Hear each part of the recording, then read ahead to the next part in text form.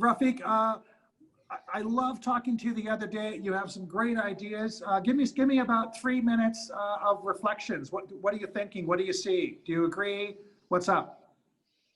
Well, I must tell you that I'm actually delighted to be here to hear you say these things. My own feeling is that we're actually living in the last century in terms of the way we're looking at business, not just Singapore. I think it's happening in Malaysia as well, where you've got GLCs so dominant in the local economy, and they're actually the deadweights. So what you're really saying is, how do we get these guys to say there's another way of doing things, and the only way is through disruption?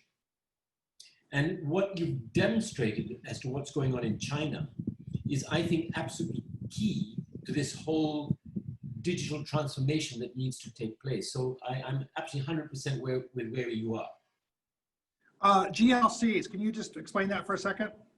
Yes, government-linked corporations.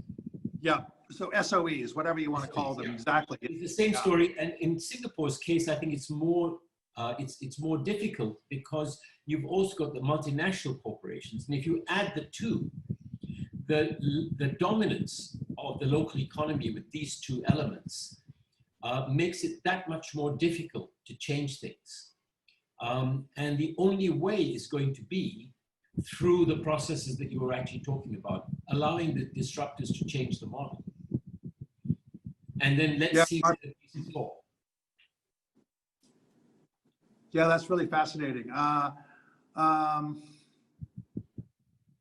What is the cause of that resistance? I think incumbency. Yep. And I think there are two kinds of incumbency. One is the incumbency of the dominant player, and the second is the resistance internally within organizations, because nobody wants to lose their job, and there's always a concern that, oh, if I have to change, I'm going to become obsolete. So it's the ability of the organization to say, look, make the shift. We're going to take care of you. You're still going to be a part of the process if you shift. And that's a big, big challenge, I think, for many organizations.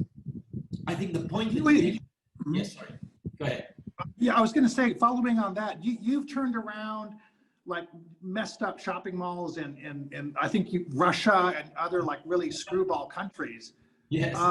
What is the key to getting people to settle down and calm down and not be afraid to change? What is the key to your success in doing all these things over the last 30 years?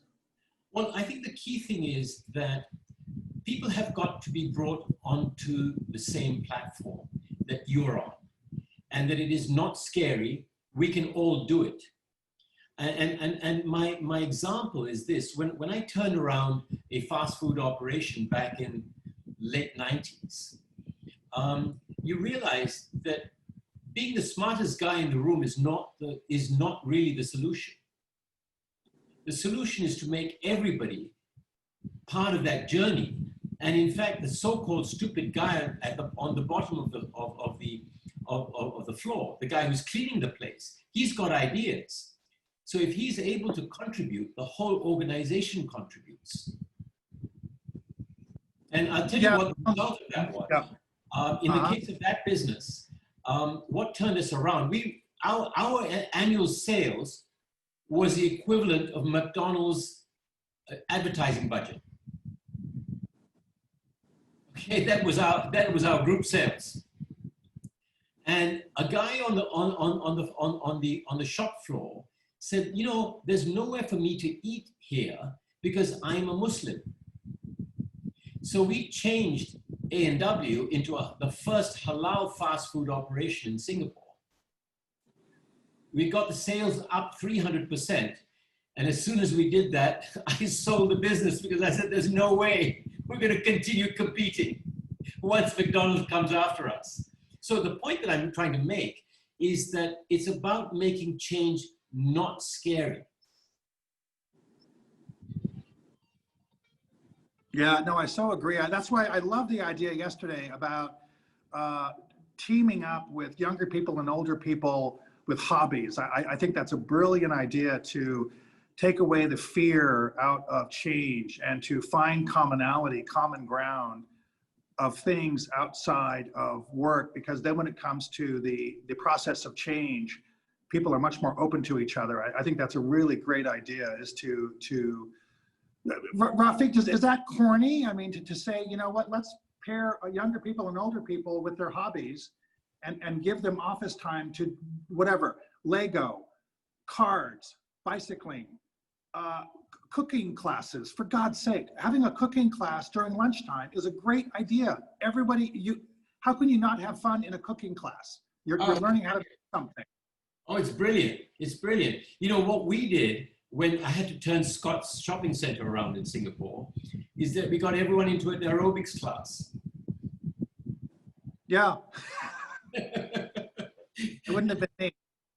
Now, Rafiq, someone just pointed out that one of the things that causes the resistance to change is, you know, politicians, because the politicians are in charge of these SOEs. And so how do you get around that and the government? Well, I think coming back to what you were saying, Paul, go outside the system. Don't try and change anybody from the inside, because they're not going to do it. I think what Alipay is doing in China to the SOEs is what's actually going to happen here as well. But the question is this: how forward-thinking is the government to allow someone like an Alipay equivalent in our environment, whether it's Singapore, Malaysia, you know, are they going to allow it? And I think that's the key to this thing.